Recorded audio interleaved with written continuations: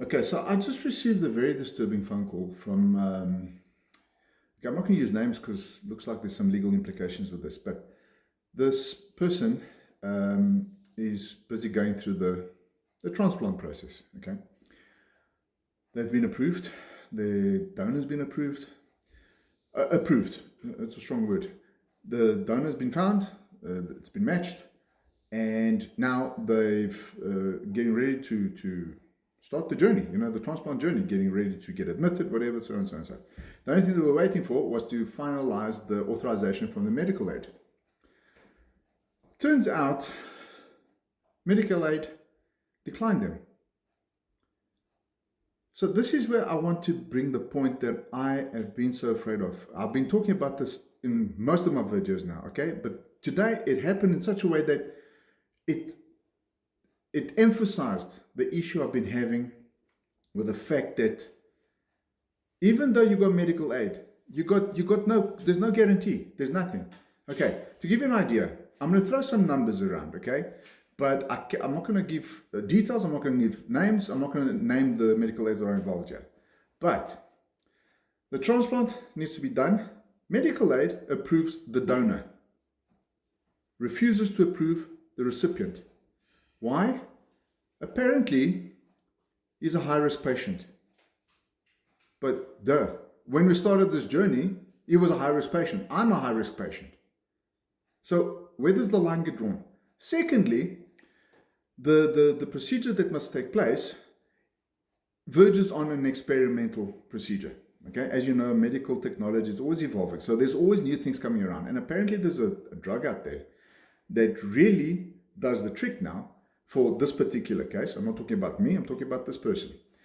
Now, this drug, the way this person explained it to me, it's a 68 ml vial. It's a little vial, okay? This vial, 413,000 Rand. Explain that one to me. 413,000 Rand. Right, but that's not the kicker. They said they will cover the donor, but they won't cover the recipient. So what are they actually doing then? Who are they actually covering then? There's no cover here. Now let's say, to do the transplant part, 2.2 million on medication. Not the procedure, the medication. The procedure itself is 1.8 million, from what I understand. Maybe I'm getting my numbers a bit wrong, but this is what, if my head remembers all the details, he or she threw those numbers around. Now, we're not even considering hospital stay, because apparently that's not been covered. We're not considering post-treatment. Oh, and by the way, these numbers are numbers if everything goes well. If there's complications or issues or infections or whatever the case may be after or during, that's not covered. That's additional. The point I'm trying to make is we're going into this thinking that you're safe. Yes, in most cases, these things do work out, and you're a generic case, which means you go in, you get your transplant, you get out, you get recovery, you move on. Life happens. But you get the odd case where the patient is a more at-risk patient, and this is what they have to deal with. There's no guarantee, and if you have to look at this patient, and you look at me, the only difference is the picture. The one face doesn't look like this face. So my face and that face is not the same, but the rest is identical. Okay? That's the reality of this. You can't tell one from the other. The conditions, you can't tell one from the other. Yes, we both have similar issues, but they can discriminate on the basis that the medication is too expensive. And it all started, in my opinion, I think that this boils down to the medical aid not wanting to cover those expensive medications. Speaking from a point of view, looking at it from the medical aid side, and hearing a number of 413,000 Rand for a little vial, a little liquid. Come on, seriously. Is this what the world has become? Big pharma, this is what it is. But this vial is so unique, the patent on it must be so unique as well. Whoever's holding that patent can charge whatever they like. How's this fair? To you and me, you got no leg to stand on. I actually told this person, why don't you call them out? Why don't you take them on? Carte blanche, those places. What? She says, well, what am I gonna do? What impact is that gonna do? They have millions at their disposal to fight things like this off. She says she can sell her house, and that still won't be enough to cover the medication. Come on, seriously. This is the reality that we face when it comes to these conditions, these diseases. The world's gone mad, okay? And that's the point I've been trying to make all along. You're not guaranteed. You might have the cover you think you got. There's no guarantee when those bills start coming.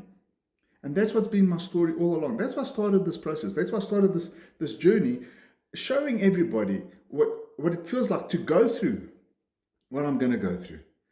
When you get to that point, when they start throwing those bills at you, what you going to do? You got to pay. And if you don't pay, you're going to go sleep under the bridge. Because that's the alternative.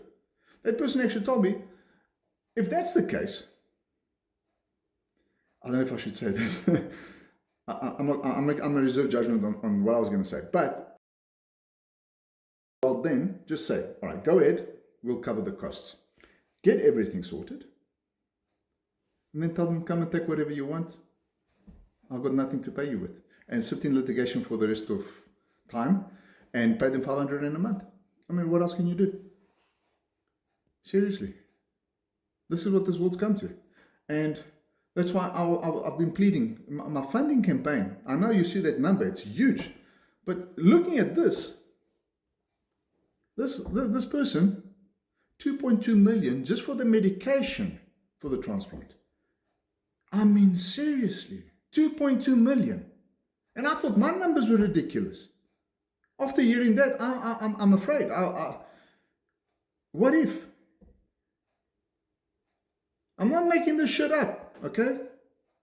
I'm not making this shit up. Once they've resolved the issue, I'm more than happy to see if I can name them and give more clarity to this point.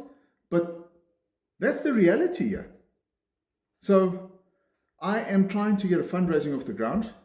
This is a double-edged issue at the moment. So I'm going to use this opportunity just to bring this point across. I want to start raising funds on like I don't even know how to call it, like raffles, and I've got some items that they're worth a bit of money. So what I'm planning on doing is maybe creating an auction or something like that. I've got a Swarovski collection that I could give up. I've got a bit of a liquor collection that I could also give up. There's some valuable things in there. Not valuable when I bought them, with time. I mean, I'm not a young chickie anymore, but over time, some of those bottles or some of those items have become, collector's pieces. So I have those, and I'm willing to give them up. So if you guys have got ideas to throw my way, look, I'm not pleading for money from you. I'm pleading for ideas to help me out with my campaign, help me out with finding ways to generate some fundraising ideas. I'm stuck in this rut, and it just doesn't seem like I can get out of it. And that's been my biggest worry to this point, even more than having the cancer. It's been my funding situation.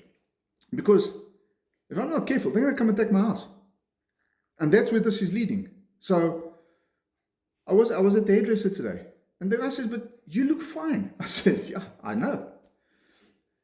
That is my sin. I look fine. Inside, I'm not fine. But to the world, I look fine. And you know how many comments I get about, oh, you're talking cuck here. You're talking shit. You're trying to get a payday here. You know what? I can't prove it any other way. All right? When you see my head disappear and you see me drop to a stick, maybe you'll change your mind. But until then, ignorance is bliss. Okay? That's all I've got to say. And I'm sad to end it on this note. I really was hoping for an end to a good day, because I had a good day today. But it fucking ended very shit. Just hearing these things, it's enough to, yeah. Okay, listen, I'm sorry it came to this. I apologize, but I had to vent that because it's tough. It's tough when you have to face these things. In a way, I'm glad it's not happening to me, but I feel sorry for those people. Really, when I heard the voice note, the person was declined because of this and this and this. I couldn't believe it. I couldn't. My heart sank. I couldn't believe it. And I started the journey, same time, we started together, a week apart maybe. They were confirmed, and this happens. Really, God help us all. People, I've taken enough of your time, and I'm sorry I ended this day like this. All I can say is God bless you all. Thank you very much for everything that you guys still do. I have to sign out. Miguel, God.